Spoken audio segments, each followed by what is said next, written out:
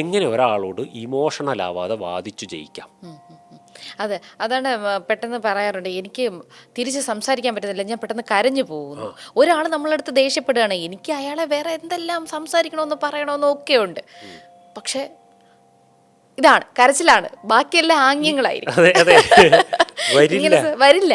അപ്പോൾ art of argument, എന്തേലും വർത്തമാനം പറഞ്ഞാൽ അത് വലിയ പുലിവാലായി മാറിയിട്ട് ലാസ്റ്റ് ഉള്ള ബന്ധം കൂടെ തകരാൻ സാധ്യതയുണ്ടെന്ന് നിങ്ങൾക്ക് നേരത്തെ അറിയാം.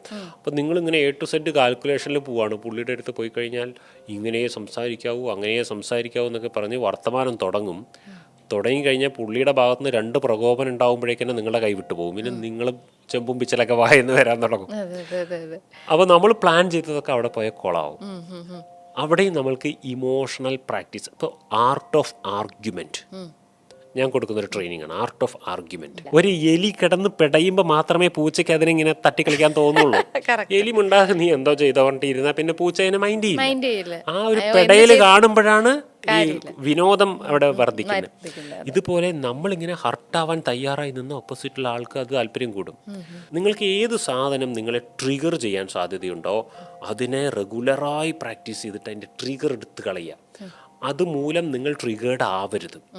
അത് ചിലപ്പോൾ ഒരു തെറിവാക്ക് കേൾക്കുന്നതാവാം, ചില മുഖഭാവങ്ങളാവാം, ചില പുച്ഛഭാവങ്ങളൊക്കെ കണ്ടാൽ ഭയങ്കര ഇറിറ്റേഷൻ ഉണ്ടാവും ചില ആളുകൾക്ക്. അവർ ആ പുച്ഛഭാവം ഐഡൻറ്റിഫൈ ചെയ്യുക, ആ പുച്ഛഭാവത്തിനെ എഗെയിൻ ആൻഡ് എഗെയിൻ റിപ്പീറ്റ് ചെയ്ത് അതിനോട് യാതൊന്നും തോന്നാത്ത പോലെ ആക്കി മാറ്റുക. ഇങ്ങനെ അതിനെ റെഗുലറൈസ് ചെയ്ത് അതിൻ്റെ വില കളഞ്ഞ് നിർവീര്യമാക്കുന്നൊരു പ്രക്രിയ ഉണ്ട്. ഇതിനെ ഡീസെൻസിറ്റൈസേഷൻ പ്രാക്ടീസ് എന്ന് പറയാം.